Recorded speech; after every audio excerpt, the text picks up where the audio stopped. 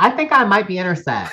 I think I might be because, like, look at me, Ben. Look at me. Well, I look at you a lot. You're I'm fabulous. wondering. I'm really wondering now. But Every time we talk, I feel sexist because I say something like hubba hubba.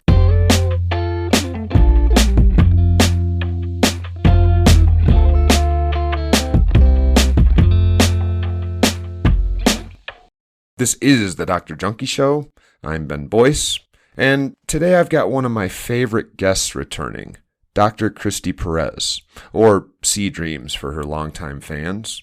And we're going to talk about a lot, including a new project she's working on called Poter Unites. Now, if you've heard Christy and I talk before, then you probably already know that I adore her. I say that because as I listened back to this episode, I realized I was really insistent on getting her to answer one question. How does one go about determining which verses in the Bible to keep, which to throw out, and which they ought to read with a grain of salt, to use her terminology? And I realized that in my attempts to pin her down on that one question, which I think we actually do answer near the end, that I wound up sounding like a pushy dick at times. So, sorry, Christy. But for the listeners, just know it's all in love and a sincere search for the truth. So, forgive me if you want to shush me a few times. With that, I give you the woman who needs no introduction on this show, Dr. Perez. Christy, what's up? What's going on? hi, how are you? It's so good to see you. Yeah, how's it? Everything going well? It's going. There was better times. Like earlier, late last year, things were going really good. And then I got my violation and I had to sit down for about 3 months in the jail. So that kind of really ruined things. But we're slowly kind of getting back situated and getting things going. So They still put you in men's pods? yeah, they did. They just like this. I looked just like this in the men's pod. We have so many directions we could go today, and I know you got I'm actually going into this blind, so you're going to be pulling a lot of the weight today because you got this organization you want to talk about and some of the work you're into right now. But what the fuck? You don't exist anymore, I guess. What? I don't know how I get in front of these students the last couple of weeks, and I'm like, I don't even know how to talk to y'all without getting fired because I'm just pissed. And it's like, it's the sort of anger that's not even because I'm a liberal. It's like, this is like erasing facts shit. This is like straight up writing journals and saying you need to pull research because the government decided gender and sex are the same fucking thing. What the fuck are you talking about? That doesn't even make any fucking sense. And we don't have to go that way, but just know that I don't know if we've ever gone directly at some of the issues that I know you talk about a lot of other ways. So if we do go that way today, that's cool. Well, first of all, I want to start off by saying that I think that the Trump administration is going to have a lot of new public works on their hand. And the reason why I say that is because they're going to have to build bathrooms because the poorly written, divorced from science executive order basically has made everybody in the United States a female because it says what your sex was at conception. Well, at conception, everybody's a female. That's basic biology. So I want to thank Trump for affirming my womanhood, first of all. Second of all, I'll see you very shortly in a woman's bathroom. I haven't heard that point made, and that gets right at what the fuck I'm talking about, though. Anybody that hasn't bothered to just bring up the executive order, and you're going to see, first of all, it's like all caps. Your whole screen's going to be full just with the fucking title, because of course, this is like Twitter land. And then the article itself is point after point that they're like culture war statements that are flying directly in the face of not just science that you know if you're a biologist, but science that you know if you've never taken a science class. Right. It's like to say gender and sex are the same thing is like, have you never hung out with a guy that doesn't enjoy violence or a woman that does? Like, what in the fuck are you even talking about? And your point's just as well taken that no organism has a penis until our tails go away. And then some percentage of us kind of develop one. I think it's 12 weeks or something. We start to get to that point where you can tell where somebody can tell likely what sex, but it's just,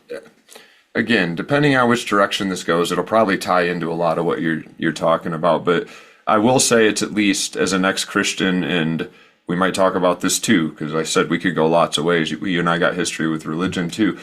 to realize how much this was a targeted hijacking of evangelical Christian values, and how, like, no matter what Christian you are, no matter what fucking religion you are, there's supposed to be one entity in the universe that could shoot somebody in the middle of Fifth Street and not lose a supporter. You know what his fucking name is? God. If anybody else ever says that to you, you should be like, this is a person that seems to be trying to take advantage in my belief in God and slide in that place where suddenly consistent standards don't matter. Because if God does shoot somebody in the middle of Fifth Street, who the fuck are you or I to say? If there really is a creator of the universe, like, I will say that Luigi Mangione has my vote. Oh, easy. Let's not get us both. We talked about him earlier today. He's come up in my class a few times for lots of different reasons. He's a good example, though, of why power's diffused the way it is. Like, did Luigi solve anything except getting himself thrown in prison for the rest of his life? No, and he actually did it. He tracked a guy down that was up there. He got a fucking way with it, and no, he didn't. Not in our world. One fuzzy snapshot with your face covered gets you busted hundreds of miles away in a McDonald's. That's all it takes. Yep. America. We feel like last week was China and the Panopticon, and I had lots of students that thought China was like outrageous, and I was like, I think you don't realize the only difference is they don't hide it. We have just as much surveillance, and it works in the same way, but we're just all snitches, and we have this network that doesn't show up visibly until it really is needed. But trust me, it's there. I think like the whole thing right now is so crazy because what really we're seeing, like even with the Luigi Mangione situation, it was kind of just a manifestation. And in a lot of ways, I think the reason why so many people identified with him is we identified with that sense of desperation and frustration, finding ourselves constantly in conflict with the kind of the status quo, the establishment, the powers that be.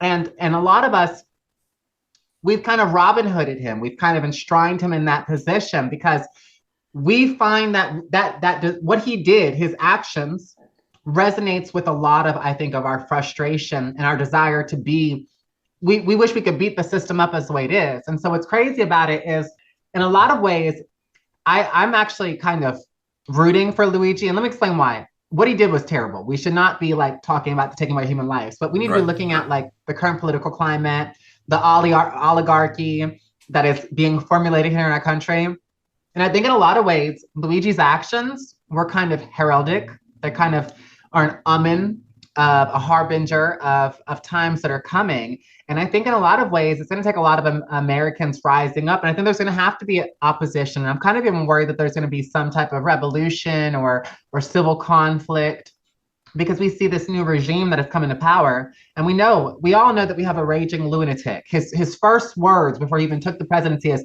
I'm going to take Greenland. We're going to do the best thing with it. It's ever been done. A lot of people are telling me to take Greenland. You know, they've never seen anybody do the things that I did with America. They want to see me do things. They're big things, really big things, I tell you, with America. And what I'm going to tell you now is, Greenland, they need us. They need us like we've never been needed before. He's a nutcase. He's an idiot. He's a lunatic. It's attention, though, right? It's distraction, because what he's about is what he's always been about: legacy, power, and money. And being above the law, if at all possible, which that's where we're kind of at right now. This is the administration where he slid his billionaire friends in with him. I mean, just the small circle around him has to represent, what, 3/4 of the fucking wealth in this, more wealth than what 3/4 of this country has on the other side. And they're effectively like magically building this bubble, always under the protection of what you would think of as God, because that's all these things they're doing for Christians are to get Christians all hard and juicy so that they feel like they're being protected as opposed to being given all these rights that are going to They are promulgating policy and legislation based upon their religious texts. They are promulgating policy and legislation. They are fermenting a type of culture or societal practice, I guess another way, based solely off of their beliefs. And it's a terrifying, it's a time that I'm actually really ashamed to be an American. I'm terrified of being an American as well, because I look and I see that there is this concentrated, and the thing about it is, like, all the people that were talking about Project 25, the individuals that blew them off, every single thing play by play that Project 25 said they're going to do, he's been doing that. It doesn't matter that he says that has nothing to do with me. We need to, for the Christians, remember to examine the fruit of things, okay? Because the fruit of the things here is regardless of what comes out his mouth, because that man lies like water flows, okay? They don't He's see not that. intelligent, but huh? They don't see that. Is that No, not he your lies like water experience that flows. when It you comes to him naturally. we both And know that, but what I'm telling you is in my experience, if you say that to his supporters, they have done the same magic that they do with God. You know how God does awful shit in the Old Testament you and I have spent hours talking about and you like it, bless your heart, at least you don't just fucking run from it and pretend it's not there. You've poured a lot of fucking time and energy into being like, what the fuck, God? And coming up with some sort of answer. That's another right that's supposed to be reserved for God, right? Things that are so atrocious that you'd be like, eh. What Christians generally do when you want to talk about those things is they don't just say, oh, I'm good with it. They tend to like pretend they don't see it. In fact, a lot of no, times what their they first answer do, is that's not in the Bible. And then when I show them, they're like, well, it's in there, but slavery didn't mean what slavery means now. Yes, it fucking did. Rape didn't yes, it mean what it did. means now. Yes, it. No, I'm saying this is what they Absolutely. do. The message is there, and they somehow plug their ears at strategic moments so that when I come along and say it, they have three opportunities to get mad at me as they're like, it's not in there. Oh, it is. That's the same thing they've done with him. My evangelicals, particularly, but all the Christians I know, have frequently said, he's a liar. What do you mean? And I'm like, it doesn't even matter when they say that. There are 10 examples in the last week that are huge ones that we can go to. I don't even have to remember something from before, but it's the golden And image. It's the, recent, fresh ones. yeah, I don't know if Well, as a stage one is he theologian, lies and they don't see that. Like, how do you get past that? well, as a theologian and as a historian, I think the reason why is because what we're actually seeing is we're seeing the development of a cult identity. We're Yeah, seeing the it started development of there. a semi-religious, but definitely ideologically entrenched cult. And the reality is there's only so many of them that are willing to be honest. I recently saw this thing on YouTube. It was like a demographic. Well, no, there are some, and I'm going to give you an example. There was like this, those shows on YouTube where they get people of like opposing points of views to sit down. So it was like this setup of like maybe seven people, a little cross section of the demographics of America.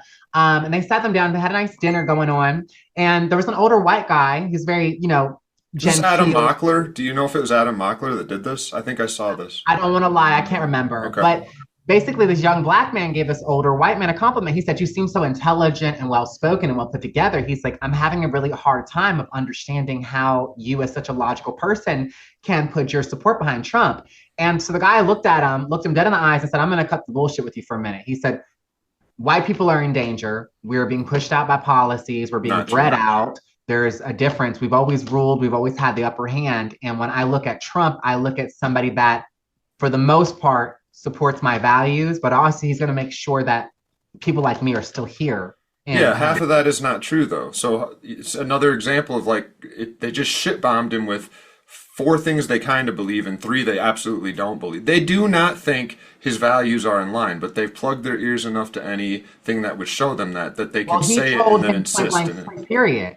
He's gonna keep white people here and keep us in power. He He's said that. not. I mean, fine, that will be a That's what a lot side of them that'll be believe. a You have to side believe. effect. Right, but he's You not have to that. understand that that's what they think, though. That's what I'm saying, but they can only think that by not paying attention to very obvious contradictions from his own fucking mouth and his own behavior that show them what he's more interested in is the wealthy. And granted, they're right to say there's a lot more black people that are poor, so poverty or middle class issues tend to be more black issues than at least statistic wise than white issues, but that doesn't mean like he's missing the whole point from the start when he says that white folks are losing their power. Show me those statistics. Where the fuck can you even find that very few areas where white people have had a disproportionate power have they ceded more than enough to even get to where it would be proportional? So he's starting with a lie and then he's adding a second lie on it, which is Trump cares about people like me. No, he fucking doesn't, and you know that. And by the way, God sent him and he's a Christian.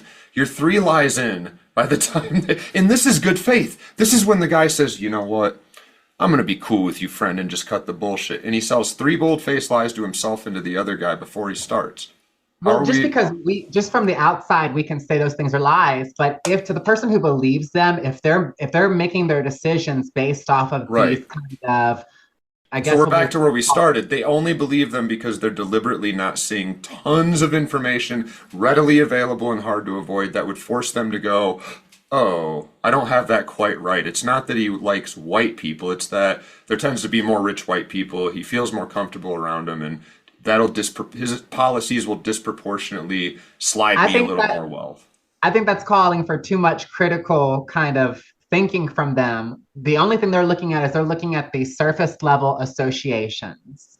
And I don't for even see them and for a those. lot of people, they would prefer to have a white man regardless Oh, that because I understand. But that even the surface level would be something like, place I'm a mechanic in the South, worked there for 20 years, used to be 7 white guys, 1 black guy, and a guy that we never talked to because we just assumed he came from Mexico. And now it's 4 white guys, 2 black guys, and 2 people that are Latina and they speak English.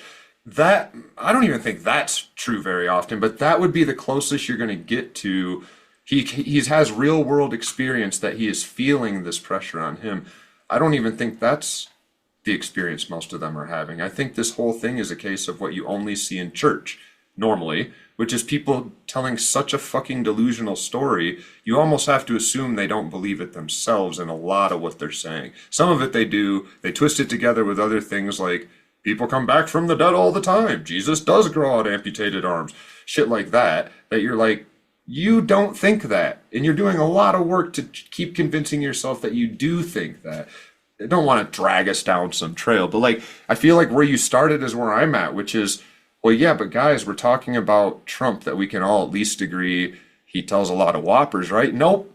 Oh, okay. We can yeah, at the least kind agree of he's committed fraud, or he's kind of like a slimy businessman. Nope. He's got 39 fucking felonies for fraud. Doesn't matter. That's Okay, why I was sexual joking with assault? my Nope. friends. I was joking with my friends. I said Trump is my new professional role PR model. guy. Because, I have a felon. I'm a registered, I have a sex offense and I have to comply with the registry. And I did 13 years in prison. If that man can become president, everything he did, then I can at least become like a city councilwoman or something. Like that's my role model now.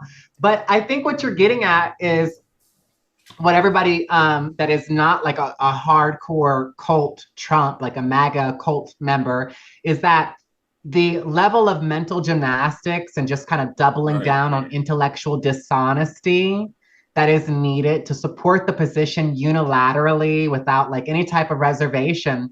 Most of us that have critical thinking skills or pride ourselves on being intellectually honest or just overall like have an image of what we perceive as being a good and mentally judicious person, we can't bring ourselves to that level.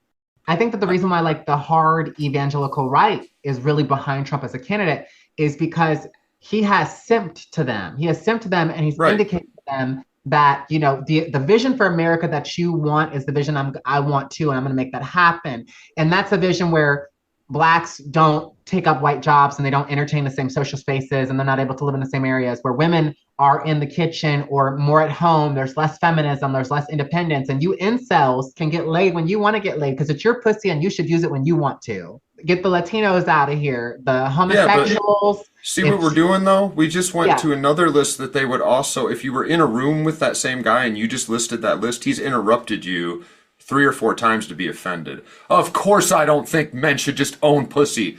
Yeah, you fucking do. And yes, I you can, do. but he will not say, in fact, he probably wouldn't even say that at the bar with 3 of his white friends unless they were a little tipsy. And then he would say it, coddled in some language that men, I get it, we're misogynist pigs, but the performance, like you said, the mental gymnastics that's being done. That's kind of what why I stopped as soon as we started on this is to say if they're doing, I see it too. This is the sort of gymnastics they got to be emotionally exhausted by 8 a.m. It's a lot all fucking day because you have to make sure you don't see, or at least if you do see it, you got to tell yourself a quick story about why it's a lie. Any information that combats your worldview. But if they are where you're saying, and I see that too, then the only way to ever reach them would have to be some sort of route that still appeals to their moral and ethics, which that was my shot at the God thing is like, it feels to me like in this conversation, we've hit 3 things where if you asked a Christian who should be the only person that ever gets to like do things to people that otherwise look innocent, there's only supposed to be one answer. If it's anybody else, You don't support flooding an area to kill babies without giving them notice to get out because you just think I think they're evil, right? No, Well, I unless think you it's gave the God. answer right. I think Huh? you have the answer already. And I think that we should fully articulate the answers. The reality is the majority of conservative Christians, they're not adherent to the Bible, to the actual heart and spirit of the gospel. They're adherent to a psycho-spiritual image, a conceptualization that they have made of the divinity. Because look at what recently happened. There was several pastors. One of them was a bishop who asked for mercy and compassion. And the individuals were being spoken to in the gospel of mercy in the name of the spirit of the Savior. And it's become a time where Jesus, used in his right political and theological context with conservative Christians, is a fighting word. You know, even then, there is so much theological and intellectual You're so dishonesty among right. conservative. You're It so is right. because right now there's so much intellectual and theological. There has been for a long time. I want to be clear about that. But for example, I'm a deist. I'm a deist because I'm educated and I actually have a doctorate in theology. And so deism makes more sense than theism does. Okay. For now, we'll keep talking. We'll see what happens. But the reality is I ask people, I challenge them, is God all good or all powerful? And they always give me the same answer. They say he's both. And I said, that can't be the case because I just saw some little kid on the street dying. There was a woman this morning who walked out of her house to go to the gym and she got raped for no reason. There is a botulism outbreak over here in what's going on. We've got terrorism, we've got genocide, we've got You want me to all be the types of stuff Christian? going on. Huh? Want me to be the Christian? Christy, Dr. Perez, you forget that these are things that were brought into the world through sin. So mankind and all his free will before he had free will, because this is before we understood. Remember, the problem with eating the fruit is we would understand the difference between good and evil. And God said, don't do that. So we didn't know the difference between good and evil. And one person made this mistake not knowing it was a mistake. And the rest of us are cursed for all time. As a Christian, I will tell you that's the reason you see these things is that in God's perfect world, man chose, before they knew how to choose or had free will, to sin 6,000, 7,000 years ago. And because of that, all of us, this is justice, by the way, we are cursed from the second we're born because somebody ate fruit when they didn't know they weren't supposed to eat it. And then my answer is you have completely avoided the nature of God. Yeah. You cannot read the book and decide to discard the parts that you want. If God has a nature that is a merciful nature, if he has a nature that is a loving nature, and if he's an all-powerful God and an all-good God, listen to the things that you're saying. Does an all-powerful, all-good God who is merciful and loving punish people for making a choice that they never even had the ability, based upon theology, to make in the first place? But more importantly, for expressing choices that are an indication of their desire to navigate and interact with the world? That doesn't sound like forgiving at all. And for those of you that want to go into the whole idea of punishment and hellfire, well, St. Augustine was the one that came up with the idea of hell, and he adopted it from pagan religion. Jesus came up with hell. Well, Jesus didn't say did not anything, come but up with hell. The first time hell is mentioned is in the Gospels that were written less than No, St. Augustine wasn't 100 the years first after. time that the Gospels are Weeping and pervaded, gnashing of teeth, a place of torment prepared for the devil and his angels, where he's telling that people is like me no, no, we're no, no, going to no, get no. thrown. Yes, but you need to understand That's something. not what is hell spoke in then? a lot of parables. The Oh yeah, concept yeah. of St. hell- Augustine did too. The concept of hell, of eternal Come suffering. on, just stop. He was pissed off at people who were misleading people spiritually, and he said, guess what? You keep fucking up. You're going to, like anybody else in your boat, is going to a place of weeping and gnashing of teeth where the devil and his angels are going to spend eternity. You think the devil and he didn't mean, at the end of time he was joking. He means like a place in Vegas where the devil and his angels are going to, what the fuck what are we talking about? If that's not Well, the problem is hell. that historically speaking, the concept of eternal damnation, I'd never heard it till Jesus. suffering, it didn't exist up until that time, not in Right. the thought for Until the Israel Gospels. and the earlier Semitic people. Right. So we know that the first actual, like the time when the church actually began to take the stance of a internal conscious suffering was after Augustine. Augustine was the author of that Christian idea. Where did he get that idea, do you think? Maybe that's a route I can, because like it's a bit ironic that you started this section by saying it's not okay to just ignore or change the verses you don't like. I love that stance, but like, Well, even the where problem is did that- he dream this up? Did he have a dream? You've read it. Did he? I'm presuming he probably cited Jesus talking about a place of fire, burning, weeping and gnashing of teeth and torment made for the devil and his angels, where humans that do not accept that he's the Son of God will be thrown for eternity. Yes, Is that how that's he probably described some of it? where he got it from. But also, you have to remember that a lot of the translations that we have now, the words that you're getting, are not necessarily the concepts or words that would have been had at a different But time. we already, this is where Augustine we was ended. Augustine was Whose very word? popular. Augustine was very passionate and very keen to adopt ideas, especially from pagan cultures, much like Paul did, in order to be able to extrapolate concepts. And also, Augustine was primarily responsible for a lot of the formation of the Curum and the Rota of the church and how it would respond to heresies. And he was the clever one, along with Catherine of Siena, who would tell people that if we can get them scared of what comes after, we'll have them now. It's too bad they had to make it up whole cloth. Was there any, did they have anything from Jesus they could go to of him trying to scare people that were doing something evil with like a very Well, I mean, yeah, this there just are feels like references. compared to just reading it and being like, oh yeah, let me double check the Strongs, read the original Greek. Yeah, it all lines up, weeping, gnashing of teeth. I have to do like a Well, lot of jumping from spot to spot and a couple of hoops through different people I've never read.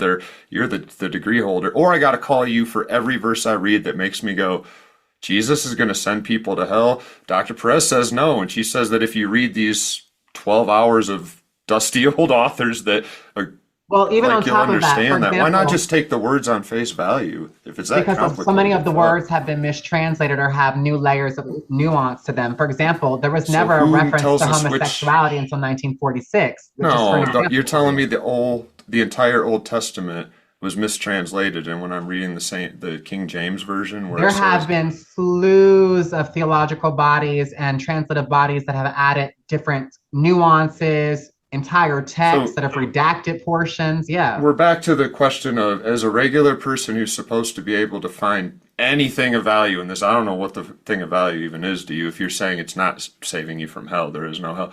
I'm going to pick this book up. It's the only thing I got. I know there's like newer stuff, but like if I'm going to start from the beginning and get all of the cultural history of these religions and what people have been using as a guidebook for their life, I'm going to pick it up and I'm immediately going to have to set it down and call who to decide which verses I follow, which I throw away, and which I retranslate through like a triple backflip through St. Augustine off the backboard, nothing but net. Like, we're back to where I think this is where you and I ended last time. This is unfortunate because it means everybody has to have a PhD spiritual advisor on the call anytime they're going to study to figure out which, if you could get any guidance at all from the Bible only by translating every single verse like backwards through people that spend lots of time studying it with the goal of trying to figure out why Jesus isn't a bad person.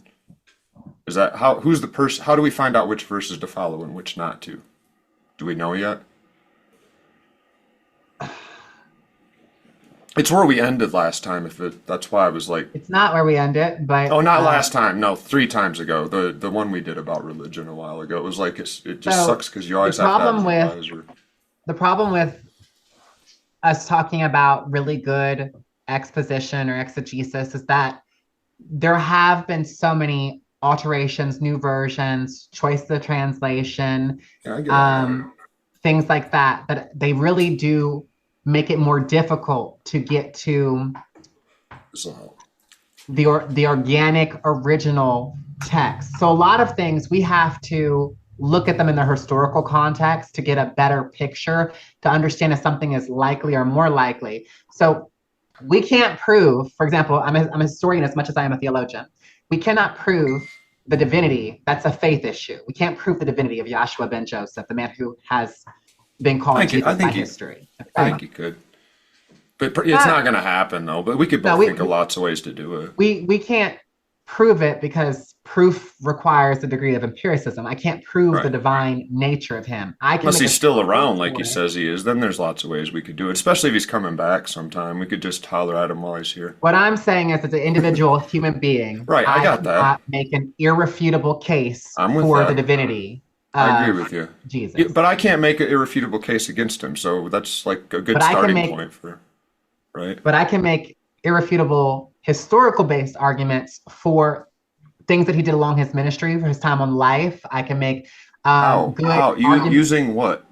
Some of the things that we use, obviously, we use the Bible, but for historians, that's not What? sufficient. We Oh, need yeah. extra biblical So sources. who else So talked we look about at, his ministry when he was alive? Was anybody that lived at the same time when they actually interacted with him Are any of those documents? The answer is still no, right? No one wrote anything There are about references from people like Justin Martyr. There are other things that let us know that as a historical person, he existed because it. Yeah, he's but not mentioned the in documents story. that have nothing to do with Christianity proper. They are Right. almost passing remarks made Like peripherally. Socrates, yeah. You know, Socrates would be a good example. Like he showed up in Plato even. They showed up in some other like so we side have narrative. references that substantiate his historicity, that they verify his existence. Um, Socrates too. Are you convinced Socrates existed? Side question. yes, I am. I'm not. Well, Well, okay. maybe that's why we're both. I think he probably did though. That's a lot of stories and references by different people, but like I don't know. It seems like there's a lot of the whole death thing that he's just like, you know what? I'll just drink the poison. Worry not about my death, all you people that want to party with me and fuck for the next 20 years. It ain't no thing. Anyway, I mean, total there's probably a tangent. lot of things about his story that are blown out of proportion. That's Yeah, obviously he a big, probably you existed. know. Yeah. But Well, the question though is still like I get what you're saying. I think this is what happened last time. There is no real good answer to. I've never heard of somebody named Jesus before, but I met this person that seems to have something that I want. And when I asked them what it is, they said, "Good news, it's fucking free. It's called salvation." Ooh, how do I get it? And they said, he's not even the first person from his culture and "Okay, from his, whatever the thing is from I want to know about this story, but I've been told by Dr. Perez that the Bible is not the place to go in and of itself. Like I probably I think should the read it, Bible is one of many good but I sources. can't just But for read us it. to be How do I educated, know which verses? I don't want to read them all and believe them and then have to go back and like slowly but surely pick them out. As I read it, I want to make sure I don't believe or misunderstand the ones that have been deliberately twisted. Is there any way, is there one person like Jordan Peterson? Oh my God, I hope not. But one person that like at least could be a reference source, or one book that could be a reference source, or are we talking about the fucking mission of missions, where the only way you'll ever make sense of this thing is spend the next 40 fucking years and you'll make it through Genesis, find everything, read everyone, talk to everyone, and make sure you can figure out how to make it. Is there a single answer, or is it more like what you just said, that like it's about testing your spirit and comparing it to what other people that live no, 500 years I think later? that testing the spirit is a very typical Christian position, and I think that it's a beautiful poetic sounding sentiment, but that has nothing to do with scholarship. That has to do with faith. And Yeah. I'm not so much in the business of faith anymore. I don't even really use my doctorate in that sense anymore. Like the little bit that I do some pastoral care for some trans people and homeless people and incarcerated people here in Georgia. But no, I think the reality when it comes down to it is if you are looking for a theology that, if you just want to take it as it comes, then that's up to you. I think that each individual person has to be the No, no, author. I just want to know how to take it. And if the I answer is think you that have you to should take it call with a me grain of every salt.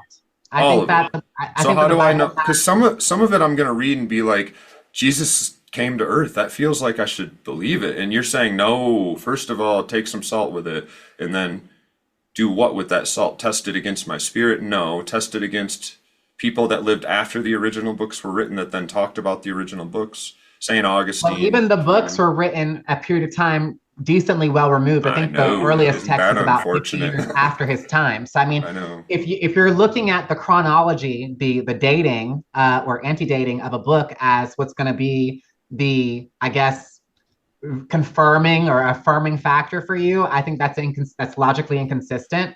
All of the documents that we're talking about when we're talking about this man, his ministry, and the impact it's had on the world, all are some substantial time after him. So others much closer to his time, much more contemporaneous with him. But no, I think that the reality is what we have to do is we have to. I think from the theological point of view, yes, you have to see what actually resonates with your spirit. But as a Zero. historian, I'm not interested in telling somebody like, oh, he was miraculously conceived. I do not believe that. I do not believe that.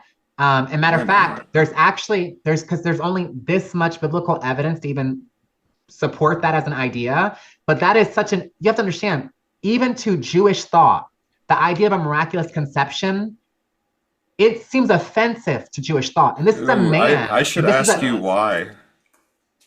I should, because because you understand why it would be offensive. It would be because you were taking the value of his daughter, which is established by her virginity only. And if she's been fucked, absolutely. she hasn't been raped, she's been purchased, and the guy now owes the dad X amount of money. So if God came down, he stole he stole Mary's dad's dowry.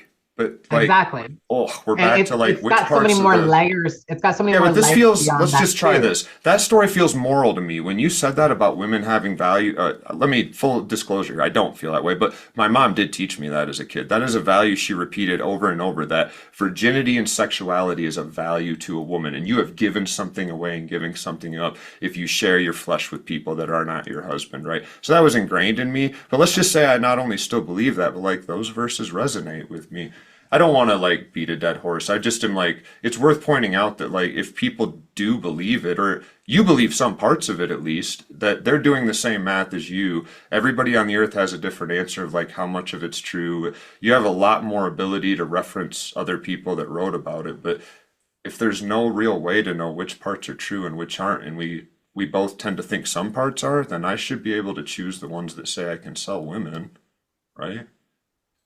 What we have to remember is when it comes down to the things like that, that's why I pin people on that. Is God all good or is he all powerful? Which one? Because there are, Which for is it? example, the texts of the Bible were also used to justify slavery. The church of the 17 and 1800s justified slavery The church of the using the Bible, 1980s. justified it using the Bible.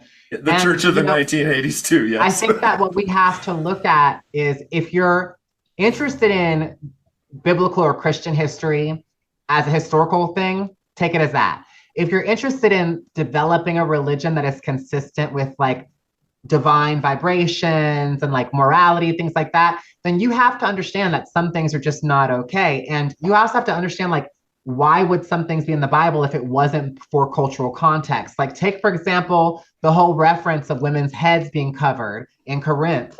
That was because that was specific to Corinthian culture. So when we're looking at these scriptures, we're looking at snapshots too that are heavily contextual on their time period, their geography, and the other religious, socioeconomic, military factors that were present at that time. I just And it's don't know why that unfortunate to matters. say it that the majority of people that do not have the time nor the desire to become scholars or experts in that field, they're going to have a less vibrant, less robust picture of the things. And they're going to find themselves in a position where a lot of people are right now, where they're either accepting things at face value and it's creating a lot of dangerous theology, which is creating dangerous people, which are creating Yeah. dangerous actions and consequences in real time.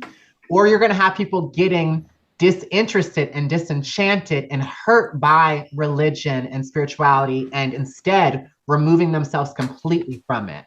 Does And it what I find myself in is I find myself in the space of being a deconstructionist and a reconstructionist. I'm trying to hold Christianity responsible and accountable to its actual verifiable historical record and but that's create what I'm asking is how, and we can't quite. traditions of spirituality that are humane, holistic, and that are nourishing of the mental and spiritual health and giving people opportunity to connect with that.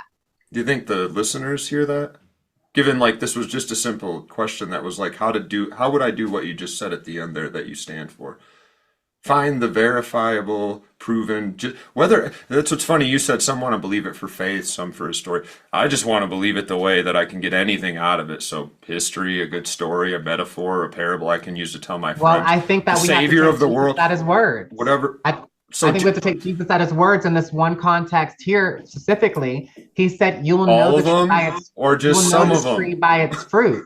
Was that a If you wait, is that a verse I should read and say this one's good? As opposed to the other ones about hell that you just said, for lots of reasons, you should just know that one's not what he really said. Those words, no. But the words about the tree, those are good words.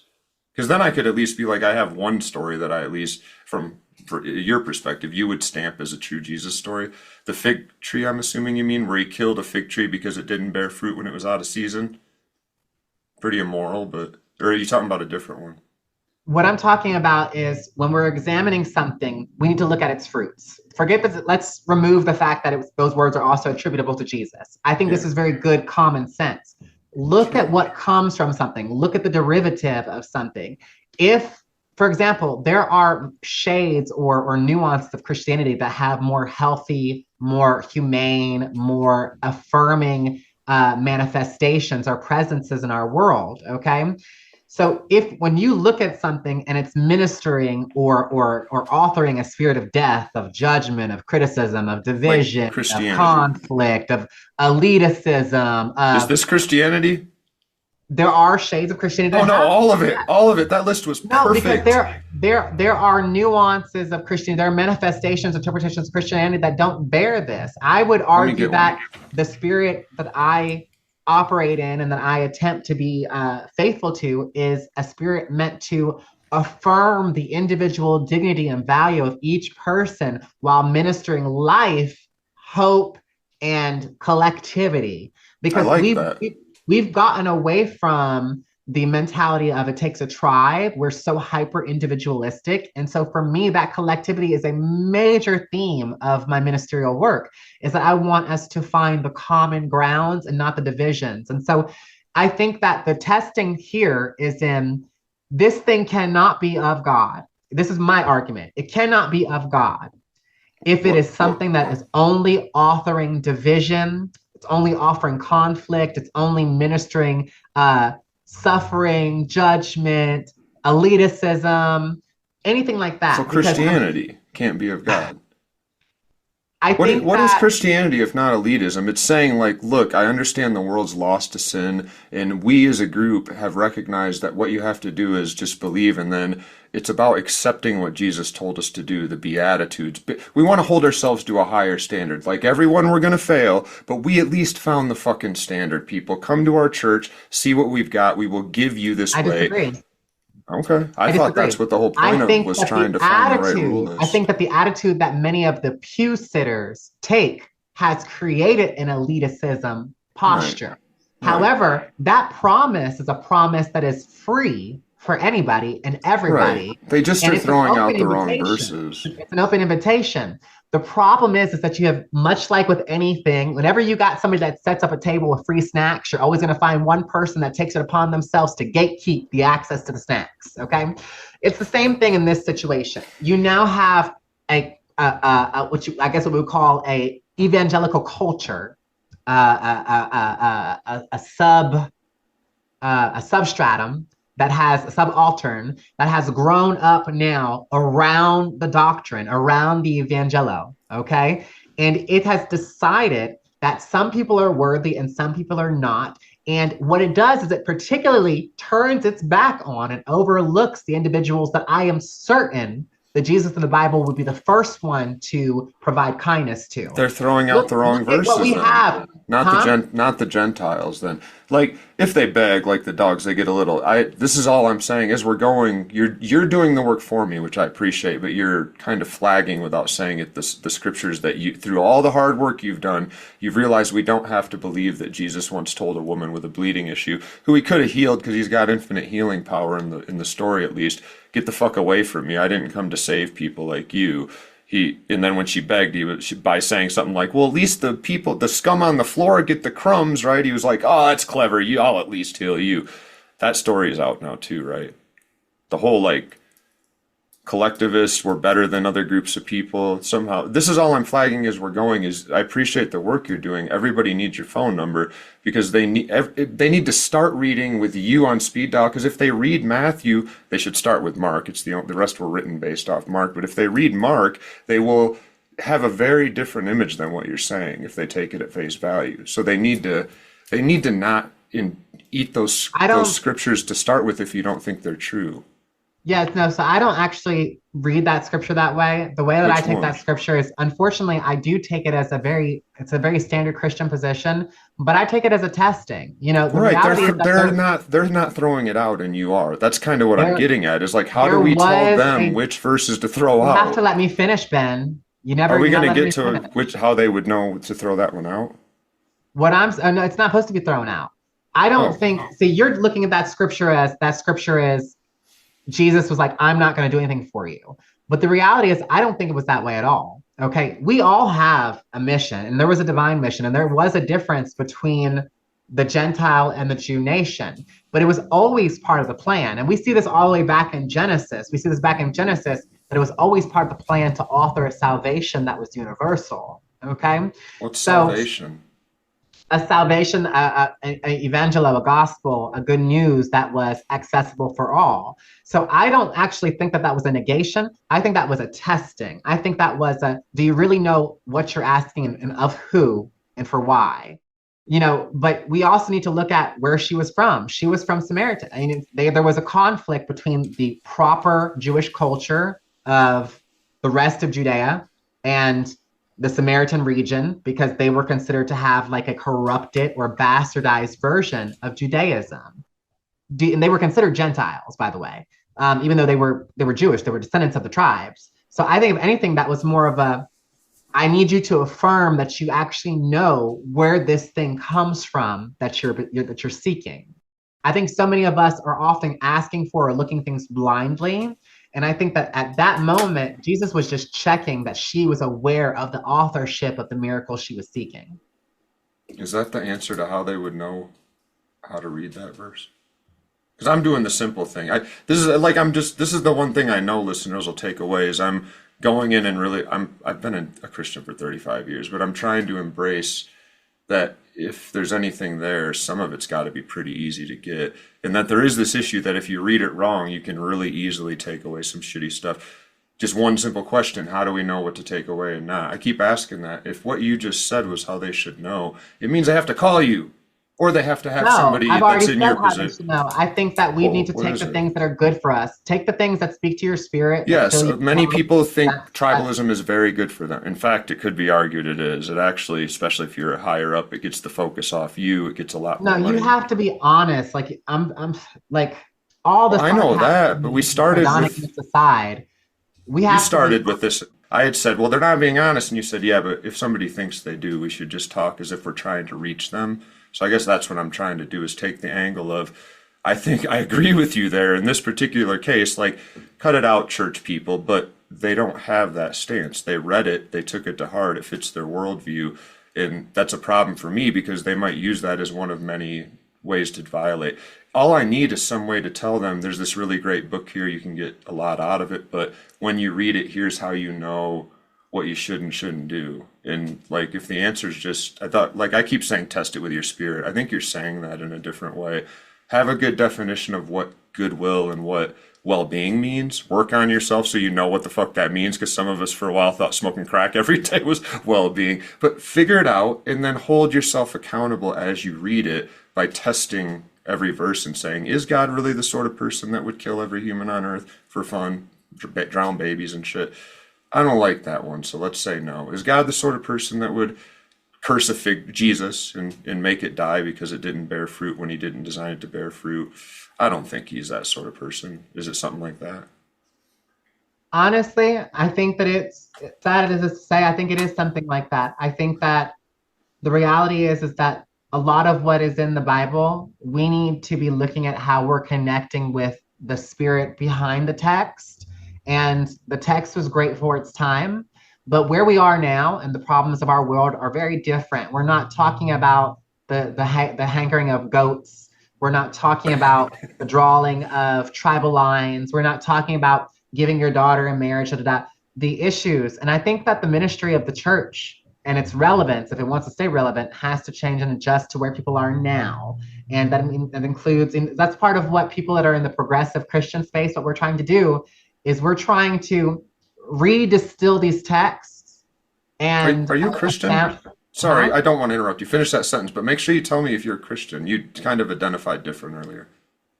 We're trying to, well, I said in the progressive Christian space, I'm kind of in that space. I'll take that, yeah. We're trying to distill down what we see as the good stuff and let that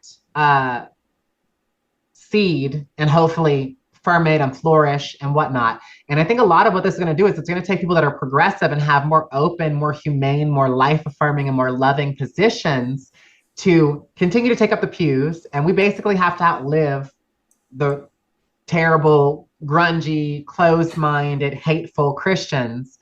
We have to be able to co-opt the church to change its position and to change its what it considers moralizing. The reality is that the nature and the spirit of the church and even our readings of the Bible, they need to be updated and they need to be more consistent with what is actually life affirming. So that's what we're working on right now. I need to let you talk about your thing too, so maybe last question, but do you think there's anything, it might be just a yes or no, is there anything that you can only get that's a good thing with the Bible that you couldn't get without it? Like, I don't follow the Bible at all. Or you think there's some moral, ethical value that I would do better to have, that the only way I would be able to find it or come to the No, I conclusion? think there are plenty of atheists who are great people. So if I somebody think were there to are. just say this book's too confusing, fuck it, they're not necessarily going to lose anything, at least I'm not not going ethically to or tell anybody morally. to fuck anything. The way I feel about it is we all need to be Prison's constantly, long and hard. we need to be learning, challenging ourselves, Yeah. assessing our points of views, being willing to back down from positions we've held previously, reassess where we stand. And so by all means, read the book, read it at least twice, I think. So that way you can at least be cognizant of what it's about and maybe you can have a basic dialogue about it if the opportunity ever comes up.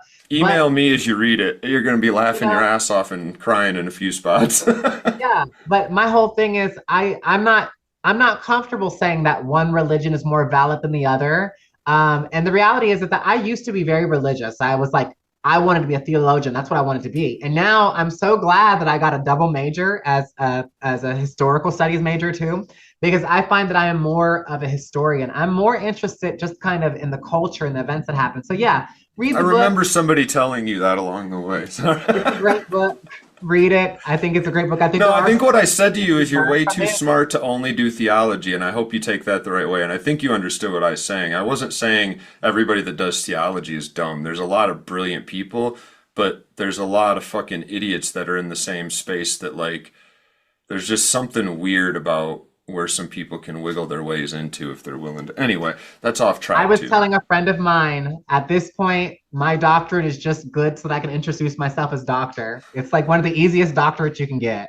Yeah. All right. Tell me. So again, I'm sorry I ate up all your time, but you know about us. Whenever we get on we both have a history of religious trauma and a lot of time spent studying it personally. And I was a preacher in prison, so I'm an expert in my own right, just more on the evangelical track. But tell me about what's going on. It seems like this is more related to where we started too, with you're working on a new organization.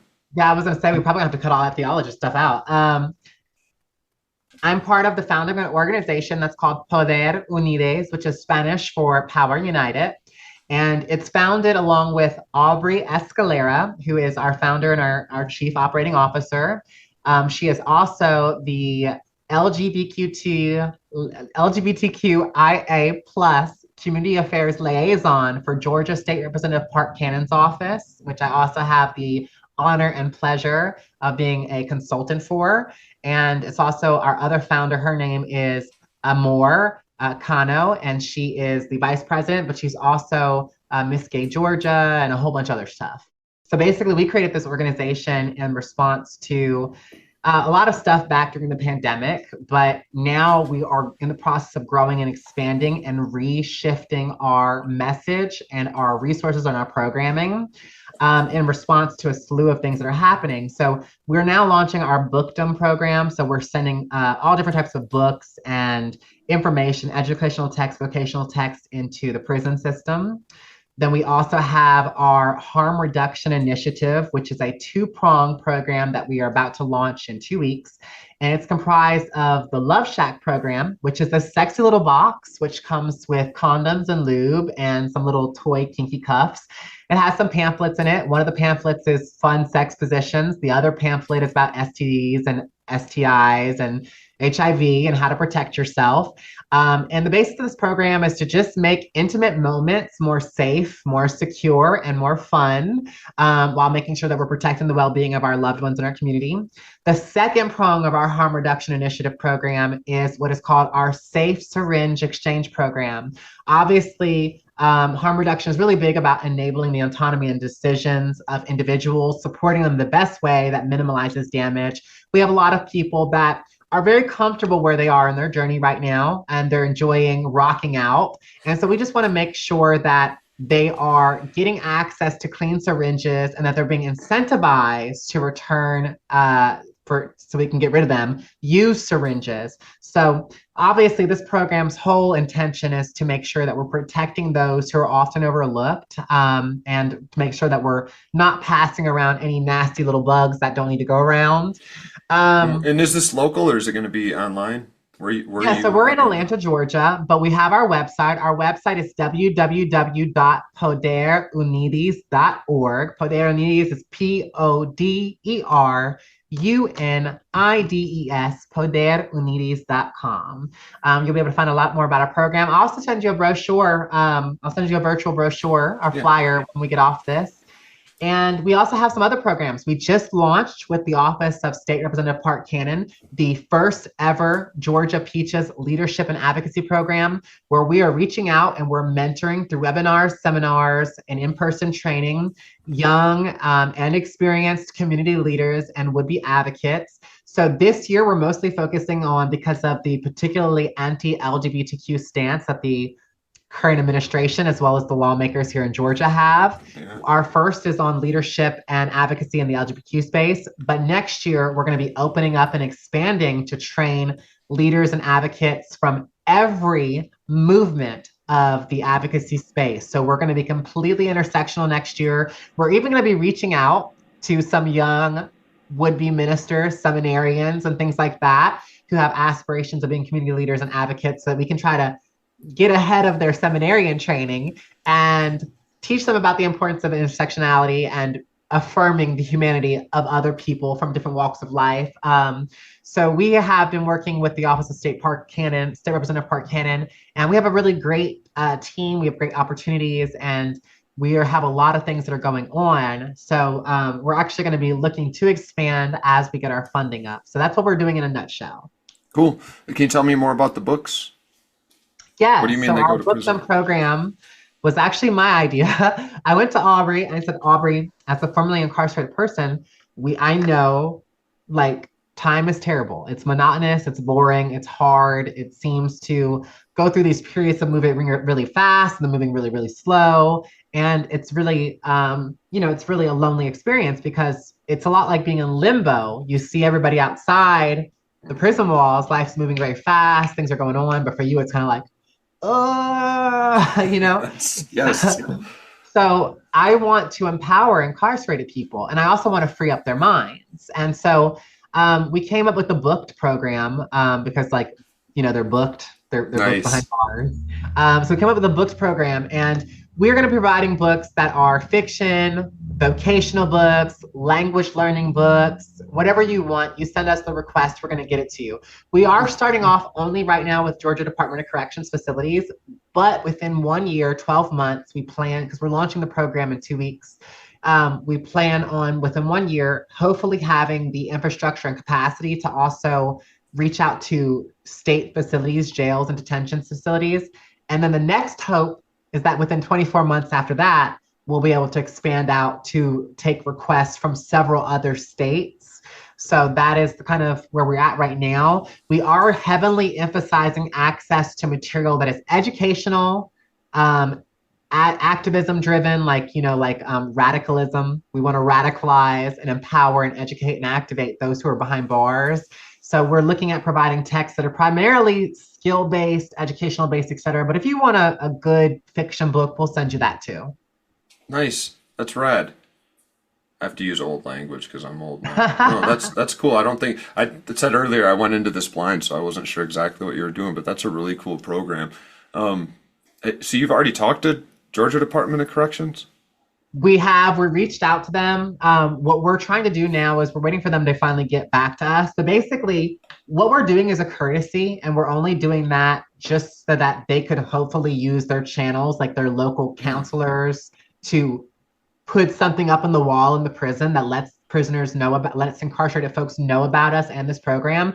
But I have a backdoor in case they don't want to work with us. As you know, I've been a journalist for years, and I maintain a pretty vast network of people who are currently incarcerated, and I maintain a lot of friendships with people who are currently incarcerated. And I'm also in a underground Telegram group that has hundreds of incarcerated people. So I'm giving GDC the opportunity to make us official, but otherwise, as a nonprofit, we don't need them. Anybody that writes us is more than welcome as long as they're in compliance with their facility's rules, which as long as the rules of the GDC say that as long as the book is coming from an approved, from a nonprofit or from Amazon or a publisher, it's fine. So we've already begun talking to our fiscal sponsor so that our fiscal sponsor knows that, hey, if GDC bucks on us sending books directly from our nonprofit address, then we will reroute the budget so that we just have purchasing power with like thrift books and things like that. But we're also accepting donations from books. And we've already got, I want to say we already have about like 300 books like physically stacked up. And then we're also aiming to fill specified requests. So if a person reaches out and says, hey, I'm indigent, I really want to learn about HVAC, can you send me some textbooks? Then yes, within 60 days, they're going to get 3 textbooks about HVAC.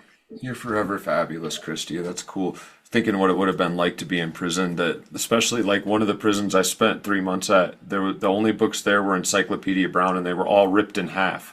Because that way 2 people can read them at once. Well, and then there was always like 2 pages additional missing because people would smoke them. Yeah. So I was like, I just want to read. I've read Encyclopedia Brown's first half 12 times. Give me something. So that's a really cool program.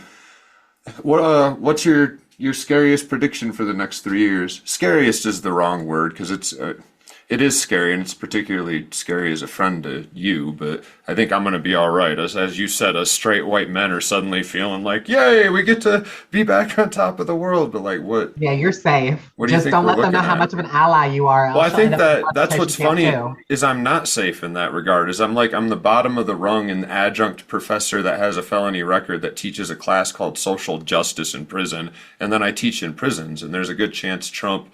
Like this Pell Grant thing, they've been gone. There was no Pell Grant money, no funding for people in prison for 40 fucking years. And Obama put a little bit back on. And one of the few things Trump did in his first term that I had to be happy about was he turned that up and he gave it to more. And then 6 months ago, everybody in prison is now eligible for Pell Grants.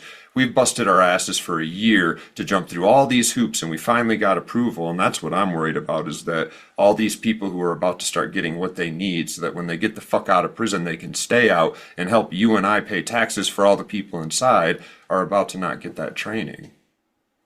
Well, my hope is that that will not happen. My hope is that they will see that if anything, especially with the fact that they're going after a very large swath of the population that maintains the economic stability. Prison is a public health issue. We need to have these people returning with capability and opportunity to contribute meaningfully, not just for their own sakes, but because generally as a community, we need them. We need their contributions.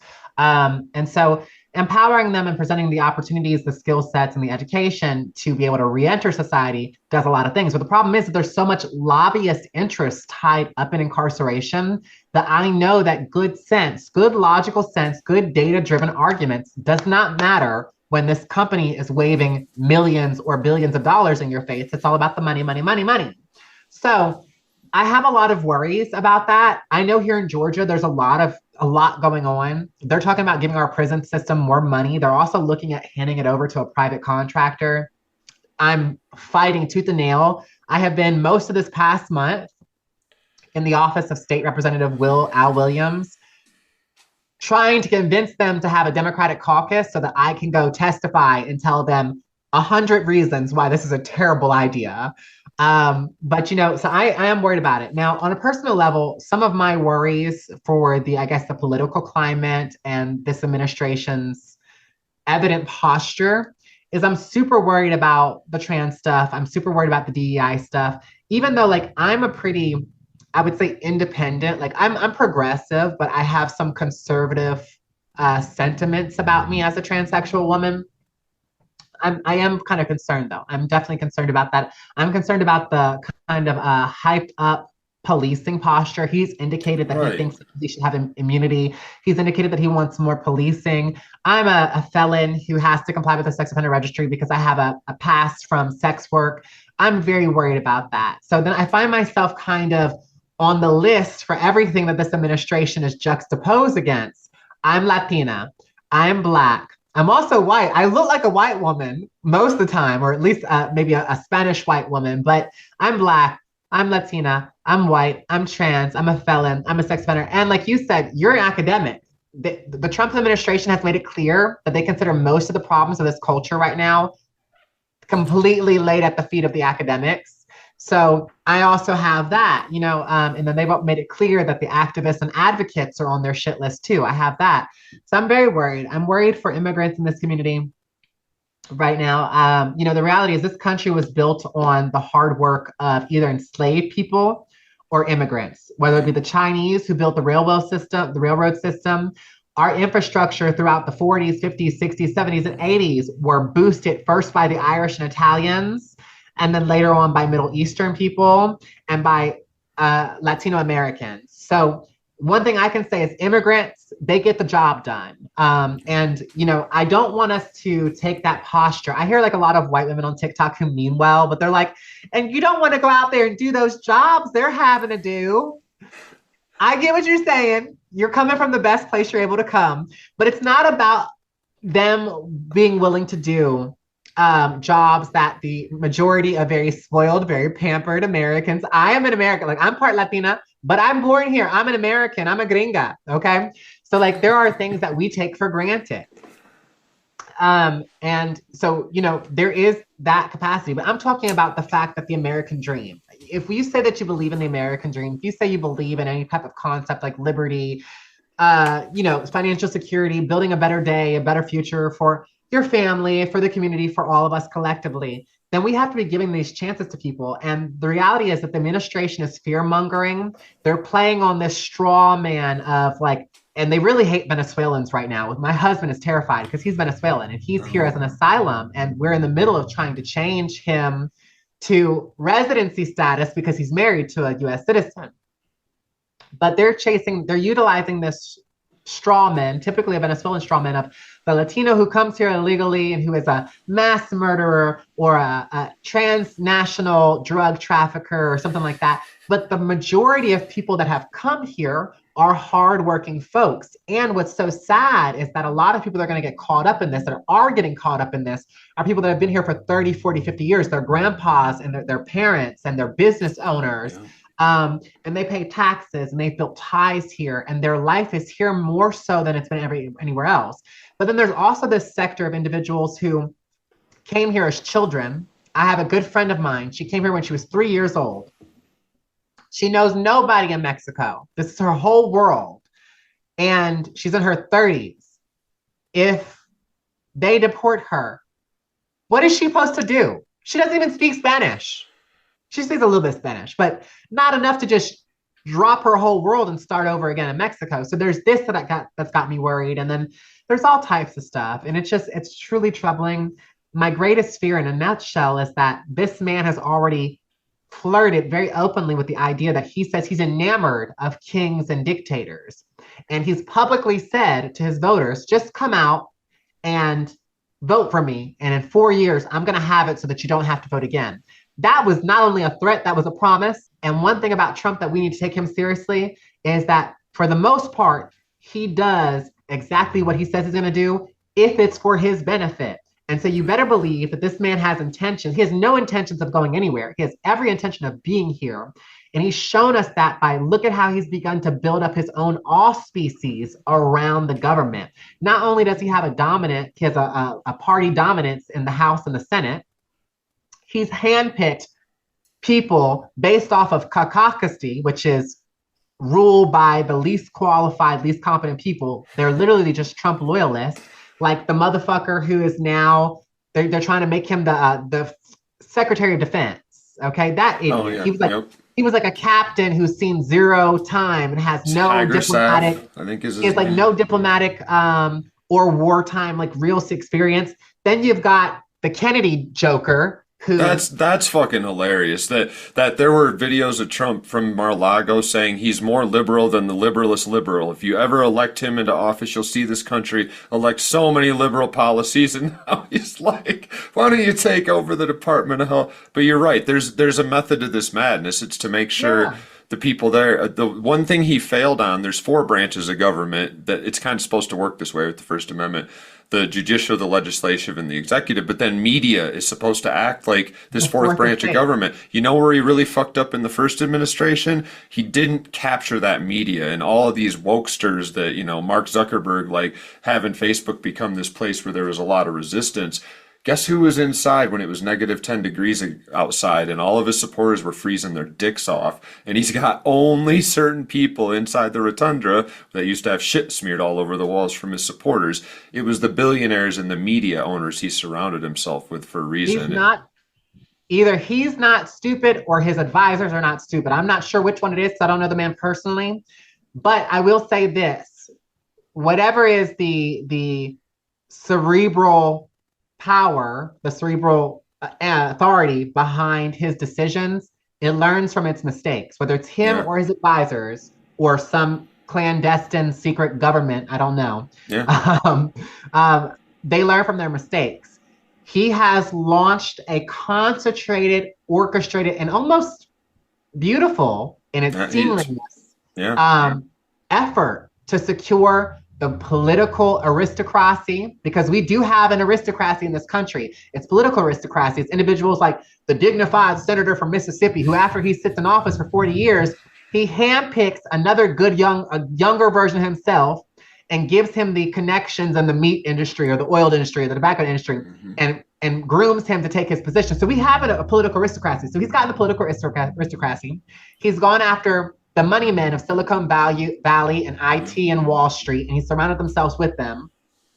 And then he's gotten the media as well, because even people that have come against him in the media, have you not noticed, like the guy that just had to resign the other day? It was crazy. And now he has the open forum. He has the town square. He has Twitter, now X, Facebook under his control. So he's learned from his mistakes. And then what he's doing is he's going after us, and he's going after anybody that would be in opposition to him by creating a slew of policy issues. And he's doing it so quick so that we're inundated with them. We don't know what to respond to and how to respond quick enough. He's done this very well. And that is the frightening part, is that we are under a blitzkrieg, and most people are not aware that they're under a blitzkrieg. And then amongst us, despite the fact that we love buzzwords like intersectionality, inclusivity, we are so divided. And there's a lot of hate between, like, for some reason, the Black rights movement and the trans and LGBT movements.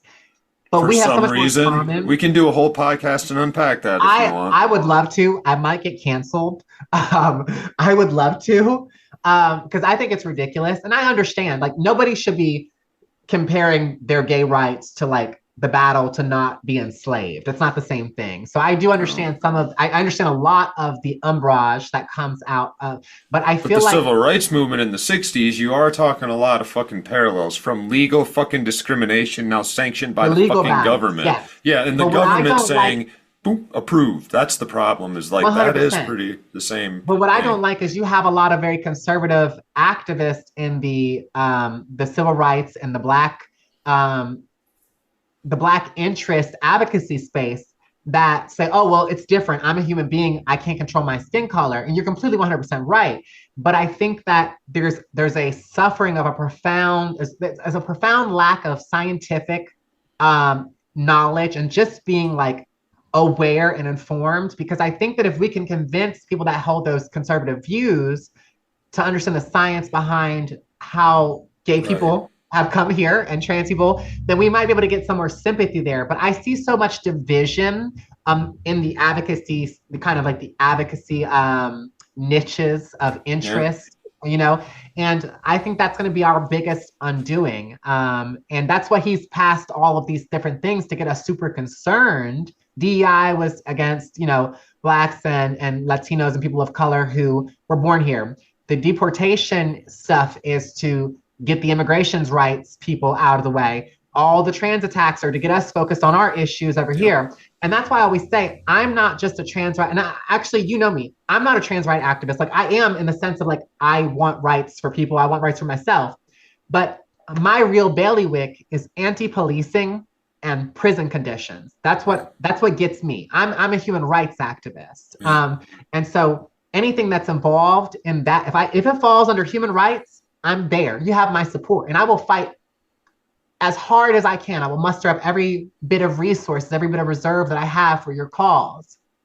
Yeah. And it's only recently that I've really started getting involved in the trans space, because we don't have a choice all of a sudden.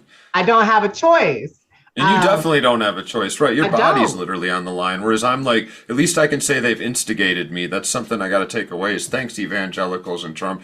I've been like kind of sidelined, like, I don't give a shit. I support you no matter who you fucking are. And nobody should fuck with you. It's none of their business. And now I'm like, well, now it's time to dig into this. And like, even outside the science, can we just point out real quick, if I'm 40, going on 45. If sometime in the next 5 years, or maybe already, I go to my doctor and say I'm depressed, and they're like, well, let's run some blood work. You got low testosterone.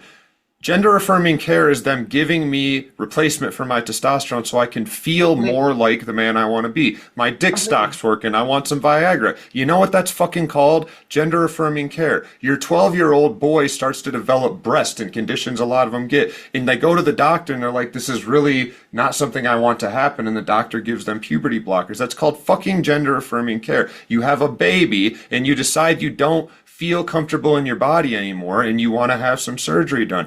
I support all these fucking people, and I can't imagine how the fucking system where I'm allowed to come tell their doctor what the fuck to do and how they should feel even works. Like you said, it's like we got to put genital police and DNA testers at bathrooms and then have doctors make calls for intersex people that have XXY chromosomes or XX chromosomes but also have vaginas. People don't even bother to figure out what the fuck they're talking about, and it's not hard to find what is intersex, what is transgender, how are these things related. Get an intersex test. I think I might be intersex. I think I might be because, like, look at me, Ben. Look at me. Well, I look at you a lot. You're fabulous. I'm wondering. I'm really wondering now. But every time we talk, I feel sexist because I say something like hubba hubba. You take really good headshots. And you're fabulous. Do, thank you. If we weren't married, we might have something down the road. You never know what the future holds. I don't know if he keeps acting like he's acting. He's gonna be single real soon. Like that's for another episode. Yeah, that's definitely for another episode. But, yeah.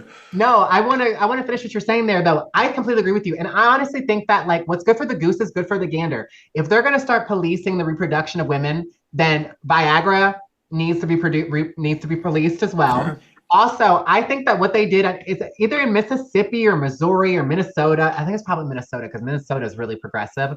There was some law that was passed, or there's some bill that's been introduced that's like Conception Begins at Erection Act. So it's now creating legal responsibilities to men. So basically, like, and I think that's brilliant. I think that's exactly what we should be doing. Whatever they push for, we should tick for tat. Like, hi, baby. I know you know Patti LaBelle, but I'm her sister, Petty LaBelle. If you want to police this, then let's police this back. This is why I love the Church of Satan. I don't like it. Their name scares people, but like when you look at what they do, that's why they call themselves the Church of Satan. They make proposals that are like, oh, they have a statue of the Ten Commandments. Well, then if that's freedom, we get to put a statue of Beelzebub and the devil in there, and they petition and they get statues put up. Actually, they force, usually the people say, never mind, we'll just take down the Ten Commandments. But that's where I'm at, is that another one of the things Christians in our country, because bless your hearts, you've been just like white dudes, you've been so privileged for so long that any apparent threat to that makes you feel like somebody's treading on you, when in reality, you're winning for free. Christians have had it so good that any leveling of the field, I don't think most of them realize that they would say with a straight face, I want all people to have religious rights to practice their religion, when in reality, that's not what they mean. They mean they want themselves to be able to have, and anybody else that wants to practice the same way as me, but fuck everybody else because you make me uncomfortable. Whew. I know we could go all day. Things where I don't know how we're going to change it. I don't, honestly, like, I used to be like so optimistic and idealistic, like, we're going to be putting our little pieces with the little pieces of those who came before us, and our little pieces are going to add up collectively with the little pieces of those that come after us, and that's going to be what authors the change. Now, I don't know. I don't even know that we're going to still be here. I think we're going to blow each other up. I'm not even sure anymore. So if you have a religion, start making your peace now. Maybe that's another reason I just avoid it. I'm like, no, I can't go back now because we're all going to die. Exactly. That's a bright place to end this, you know. Anything we should add? Anything else you think we didn't get to today? Oh Lord. If you give a damn, get involved. I know we always say this. Get Yeah. involved. Call your state legislator. Call your U.S. legislators. Get involved because the only things that are happening is, there's this, I can't remember who it's contributed to, but it was somebody that was like in the Nazi camp. He said first they came for the Yeah. XYZ, then they came for the XYZ. I was silent, and then finally they came for me. It was So a pastor. yeah. So, There's something to that. we Sorry. need to we need to be doing something. We need to be seeing the causes of other people, even if that doesn't personally affect us. You need to understand the extension. You need to understand the extension that if their existence, something about them, some right, some privilege can be under attack, it is only a matter of time. And you might feel like perhaps you're a white man that's like well educated and well off, and you don't think this applies to you. But all it takes is one thing. It takes one thing, one time.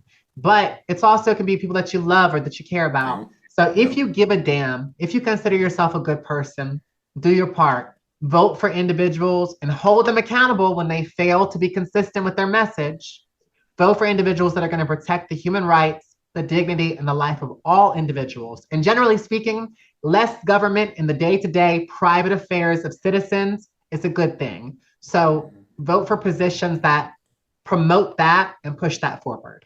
Yeah, and go meet these people. Like go online and find prison classes to volunteer at, and just go to one or two and talk to them. Go find a trans activism community or a homeless help community We or need a needle volunteers at exchange. Codero Needy. Exactly. Find these communities and just call them and say, "Hey, can I stop by? And if there's something I can do, a food kitchen." It sounds cliche, but like I think a big part of this is just involving yourself in communities that are being deliberately alienated right now. Because all that us and them, that's how plantation owners kept 9,000 fucking enslaved people somehow not revolting against them. They had 3 guns and 2 people, but they pit people against each other. That's the Yeah. invention of the police. They gave the white dudes guns and said, you only got to be slaves for 7 years, patrol this encampment and shoot any black people that get out of place. And then they pitted the white dudes against each other with class and with wealth and with different privileges. Another whole podcast we'll have to do in the future.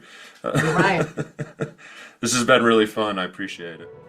That was Sea Dreams, or Dr. Christy Perez, if you wind up taking one of her classes. You can find a lot more information about her at the links listed in the episode description. I'm sure we'll talk again sometime soon. And in the meantime, check out her great journalism collection at Filter's website. I'm Ben Boyce.